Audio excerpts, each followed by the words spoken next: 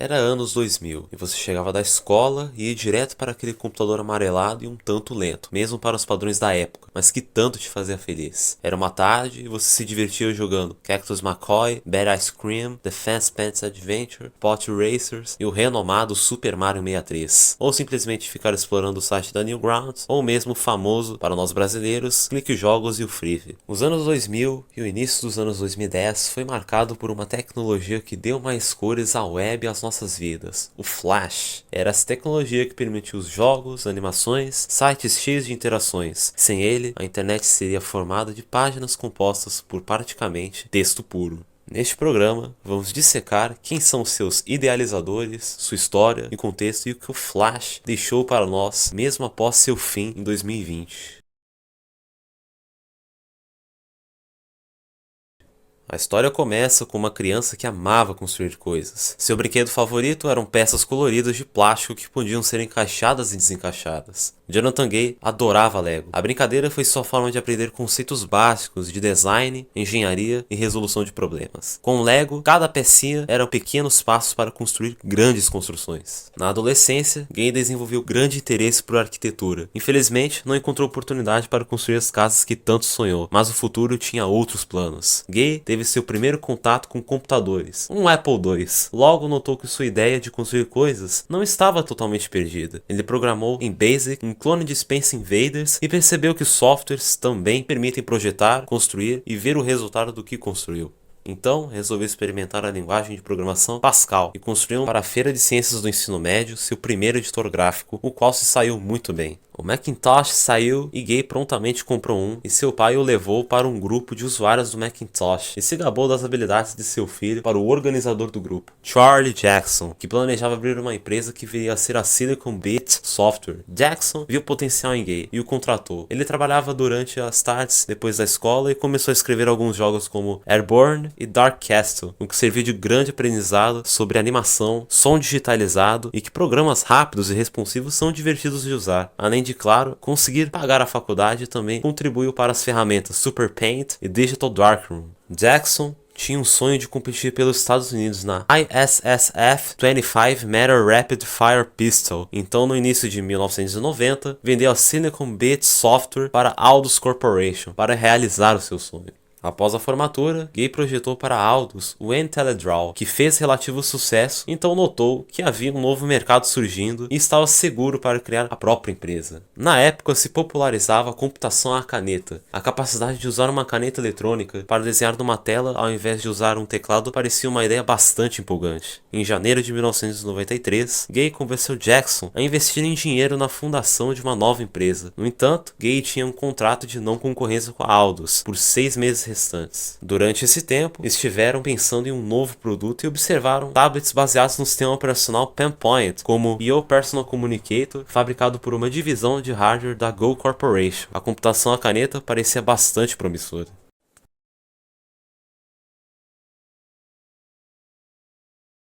Assim, Jonathan Gay, Charles Jackson, junto de Michelle Welch, vice-presidente de marketing, fundaram a Future Wave Software Inc. E Gay e Robert Tatsumi programaram uma ferramenta de desenho vetorial com a pretensão de tornar o desenho digital mais fácil que o desenho a papel e lápis. Era o Smart Sketch.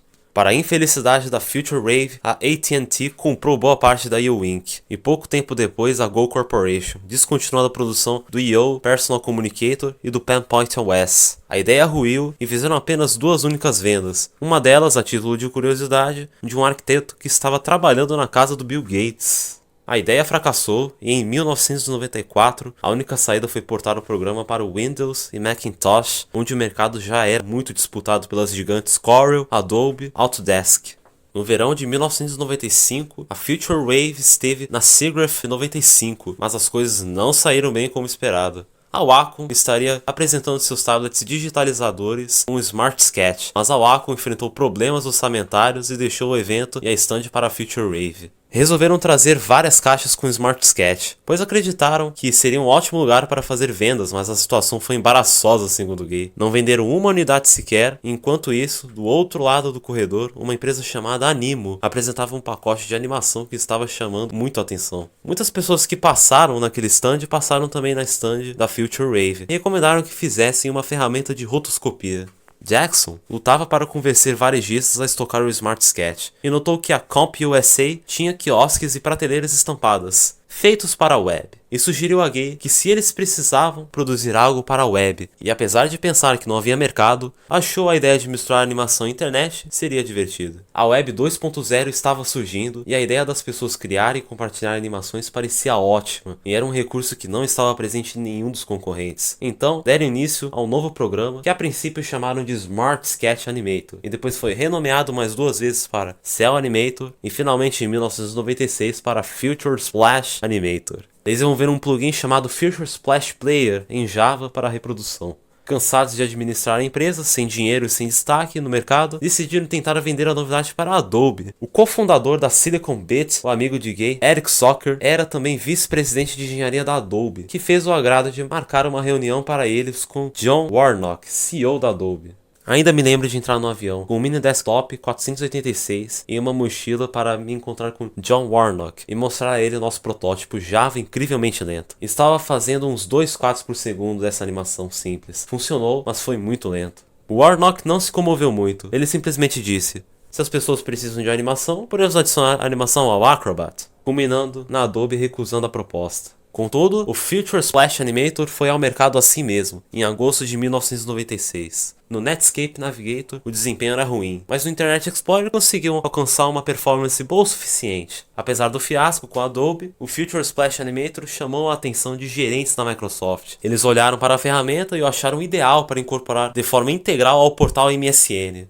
Outras gigantes se interessaram, como a Disney, e queriam usar a nova tecnologia no Disney Daily Blast. A Macromedia, uma fusão da Macromind e Outerwear, pressionava a Disney a usar suas ferramentas, o Director e o Shockwave, o que culminou na aquisição formal da Future Wave em janeiro de 1997. Sob a direção da Macromedia, o programa foi renomeado para Macromedia Flash e foi lançado sua segunda versão em maio de 1997, trazendo recursos de sincronização de áudio, incorporação de fotos e auto-tracing. Com o software recém-adquirido, David Hillman Curtis, o diretor de design da Macromedia, redesenhou o site da empresa, o que acabou sendo o primeiro site produzido em Flash da história, e pouco tempo depois do aparecimento de Gabble's Homepage, The Goddamn George Liquor Program, sendo este último a primeira série animada feita exclusivamente para a web. Um marco na época foi Tom Fulp, o dono do famigerado site Newgrounds. Em 1998, Fulp se divertia explorando as ferramentas que o Flash oferecia e criou o jogo Teletubby Funland, no qual personagens infantis fazem coisas para lá de inapropriadas. Segundo Fulp,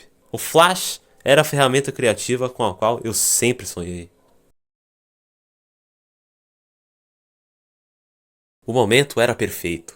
A web evoluía e se tornava cada vez mais capacitada a reproduzir conteúdo multimídia, deixando o CD-ROM gradualmente obsoleto. Nos 5 anos que se seguiram, o Flash consolidou-se como a principal forma de exibir animações e jogos. Em 2000, o Flash já dominava a web e o Flash 5 adicionou suporte à linguagem ActionScript, o que permitiu a criação de interfaces e interações muito mais complexas. Em 2001, a Newgrounds já tinha se tornado uma das maiores e mais ativas comunidades de usuários online. Era uma verdadeira central de entretenimento, e o negócio era rentável. Segundo McNeely, dono do site Armor Games, os desenvolvedores poderiam receber de 5 a 6 dígitos só por exibirem um patrocínio numa tela de loading ou título. Falando como brasileiro para brasileiro, como esquecer do Clique Jogos? E falando no Brasil, nem todos tinham um console de ponta em casa. Para essas pessoas bastava acessar o computador da escola ou de uma lan house para se divertir, encaixando-se dentro da realidade de muitos brasileiros.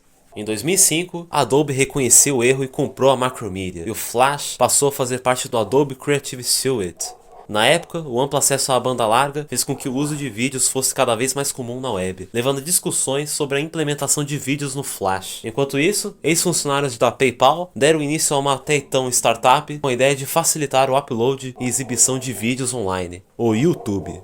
A título de curiosidade, até o Nintendo Wii entrou nessa brincadeira, mesmo que indiretamente e não oficialmente. Com o anúncio do Opera Browser para a plataforma da Nintendo, a comunidade fez um site chamado Wicade, onde hospedava jogos em Flash feitos especialmente para serem jogados com os Wiimotes. A título de curiosidade, o Super Mario 63, que ainda era chamado de Super Mario Sunshine 128, estaria no Wicade. Em 2009, segundo a Adobe, o Flash estava instalado em 99% dos computadores conectados à internet.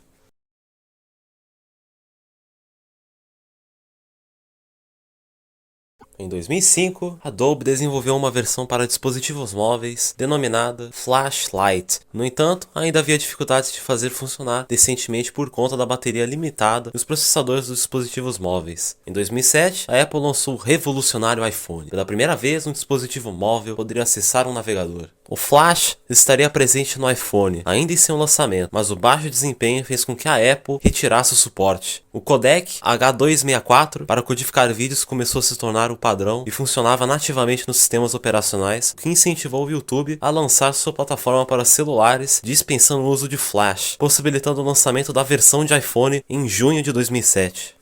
O Flash simplesmente sumiu do ecossistema da Apple. Em abril de 2010, Steve Jobs escreveu a infame carta pública, Reflexões sobre Flash. Nela, ele expõe os principais pontos que levaram a Apple a dispensar a ferramenta da Adobe. Um dos motivos era um desempenho em dispositivos móveis que o Flash ainda penava para conseguir fazer funcionar bem. Segundo Jobs, os dispositivos móveis tinham que decodificar os vídeos via hardware. O Flash era via software. A Adobe até adicionou suporte a H264. No entanto, boa parte do conteúdo em Flash mais antigo ainda era codificado via software, o que exigia muito da bateria. Outro ponto que Jobs destaca é a falta de compatibilidade com telas sensíveis ao toque, implicando que o código de muitos sites teriam que ser reescritos. Jobs também aponta a dependência de um programa de terceiros como um problema. Novas tecnologias abertas para a web estavam emergindo como HTML5, CSS e JavaScript, que eram muito mais versáteis e não dependiam de plugins, além de limitarem a inovação, uma vez que forçava os desenvolvedores a ficarem reféns de uma ferramenta proprietária, o que a Apple via como uma limitação. Na conclusão da carta, Jobs escreveu: o Flash foi criado durante a era dos PCs, para PCs e mouses. O Flash é um negócio de sucesso para a Adobe, e podemos entender por que eles querem levá-lo além dos PCs. Mas a era móvel é sobre dispositivos de baixo consumo de energia, interfaces de toque e padrões web abertos, todas as áreas onde o Flash fica aquém. A avalanche de veículos de comunicação oferecendo seu conteúdo para dispositivos móveis da Apple demonstra que o Flash não é mais necessário para assistir a vídeos ou consumir qualquer tipo de conteúdo da web. E os 200 mil aplicativos da App Store da Apple provam que o Flash não é necessário para dezenas de milhares de desenvolvedores criarem aplicativos graficamente ricos, incluindo jogos. Novos padrões abertos criados na era móvel, como HTML5, vencerão em dispositivos móveis e também em PCs. Talvez a Adobe devesse se concentrar mais em criar ótimas ferramentas HTML5 para o futuro e menos em criticar a Apple por deixar o passado para trás. Em novembro de 2011, a Adobe desligou definitivamente o Flash para dispositivos móveis e retrabalhou para torná-lo mais amigável ao HTML5. Em 2015, a Apple desativou o plugin do navegador Safari, o Google começou a bloquear conteúdos do Chrome, e em fevereiro de 2016 passou a ser chamado de Adobe Animate a fim de se distanciar do Flash, e por fim, em julho de 2017, a Adobe anunciou que o suporte chegaria ao final de 2020.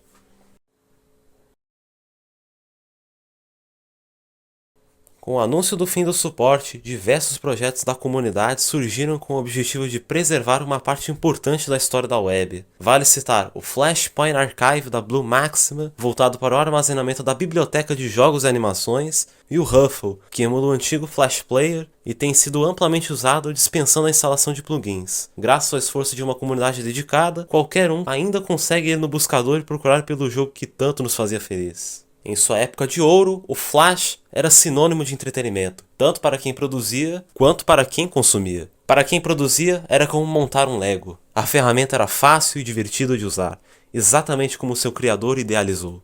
Para quem consumia, eram horas de diversão. Era acessível.